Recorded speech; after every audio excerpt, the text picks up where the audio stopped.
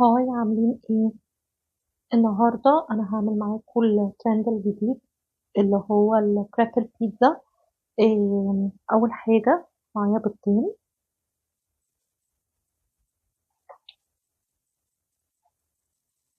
احط لهم رشة فلفل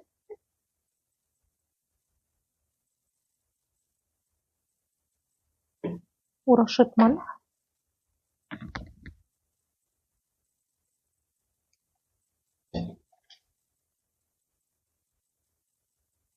معايا كمان كوباية ونص لبن، دي كده كوباية،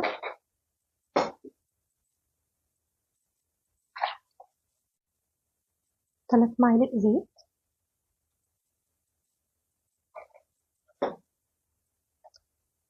كوباية، دي كوباية دقيق،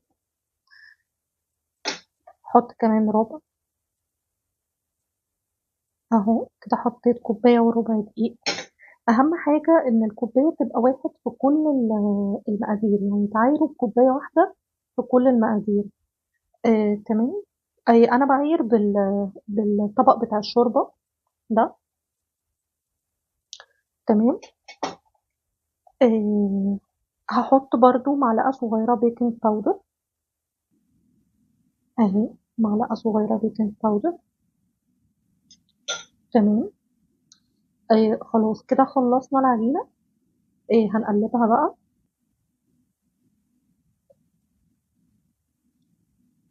بصوا يعني ممكن تتعمل في الخلاط او الكبة، بس انا استسهلت بصراحة، يعني انا مستسهلاها كده، مش حابة استخدم كبة او خلاط بصراحة.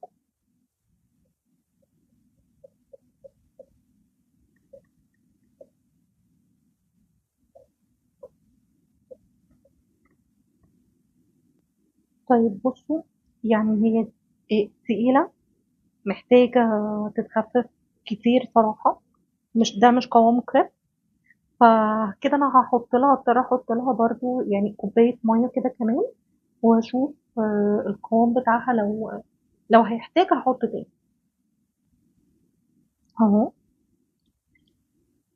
تمام، هحط شوية شوية بس واشوف الايه.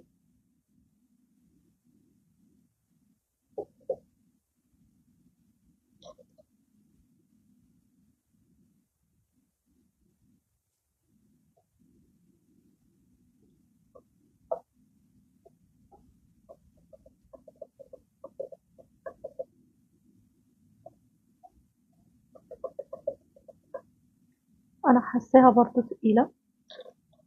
تمام، انا هزود بقية الكوباية وخليها على الله بقى. انا كنت خايفة اصلا من الوصفة دي، بس ربنا يستر. وانا هنزل لكم، يعني فشلت او نجحت انا هنزل لكم، مش هضحك عليكم في حاجة، مش هقول ان هي حلوة وهي وحشة او كده، لا. انا آه يعني بحب يبقى عندي بصراحة مصداقية، ما بحبش اقدم اي حاجة وخلاص. انا كنت يعني اتأخرت اصلا في الوصفة عشان آه يعني كنت خايفة، كنت قلقانة منها شوية، كنت قلقانة من الوصفة دي شوية، لأن زي ما انتم شايفين هي المفروض بتكون خفيفة كده، الكريب بيكون خفيف. فكنت بقول هي ازاي هتستوي يعني. فمع بقى بحث شديد بقى، وقعدت بقى أعمل سيرش كتير على الوصفات وكده، ووصلت بقى لأقرب حاجة ممكن تكون ايه ناجحة إن شاء الله يعني. بس بنجيب بقى بالسباتولا كده الجوانب. تمام. أنا طبعا عشان مش عاملاها في خلاط فايه، يعني هي لو بالخلاط هتظبط اكتر من كده. تمام، بس هي ايه، انا بصراحة مكسلة، مش عايزة مواعين كتير.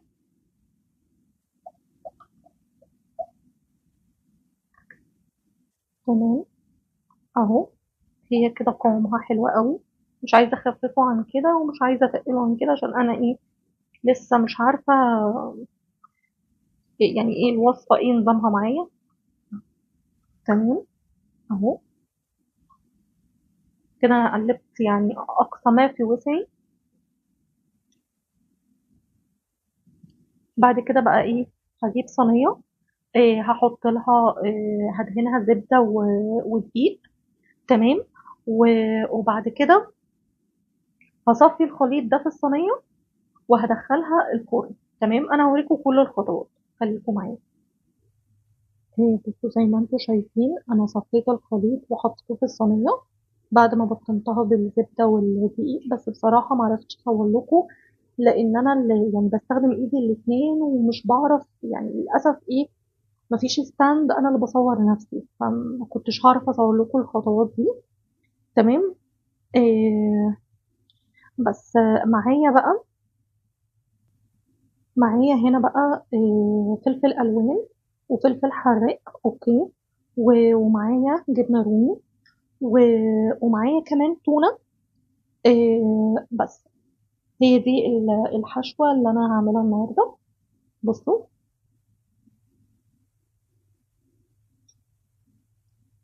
اهو.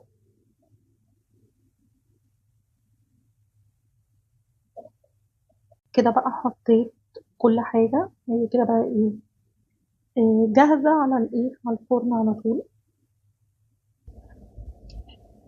بصوا يا جماعه، هو انا سبتها نص ساعه على درجه حراره 200. شغلت بس الفرن من تحت بس، فطلعت للأسف معجنة معايا من جوه لسه ما استوتش خالص. تمام. آه بصوا عايزة اوريكم حتة اهي. طبعا انا مش عارفة، يمكن انا عشان يمكن الصينية دي صغيرة على الكمية اللي معايا، مش عارفة. بس انا يعني هسيبها تاني. تمام. انا سبتها على فكرة نص ساعة وسبتها 10 دقايق، نص ساعة و10 دقايق ولسه ما استوتش. تمام. فهسيبها يعني هوطي النار خالص، ههديها، اخلي درجة حرارة 180 او ممكن كمان اهديها 150، وهفتح لها فرن وشواية وهسيبها لحد ما تستوي خالص بقى براحتها، وبعد كده اقول لكم هي اخدت قد ايه. بس قلت اقول لكم على حاجة زي كده عشان انا يعني بصوا انا مش بحب اضحك عليكم يعني فايه. اهي من جوه لسه ما استوتش خالص اهي، زي ما انتم شايفين لسه معجنة.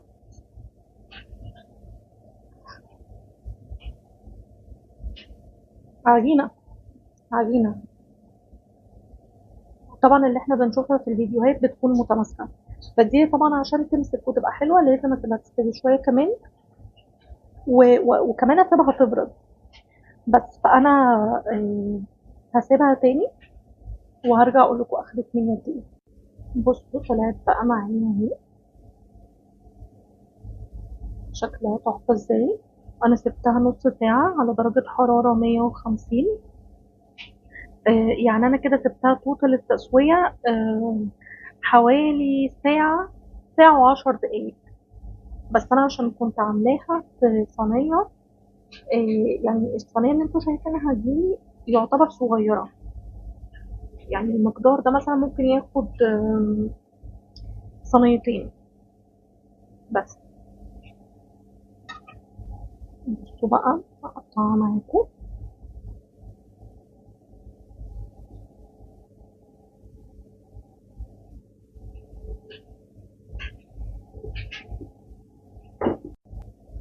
بصوا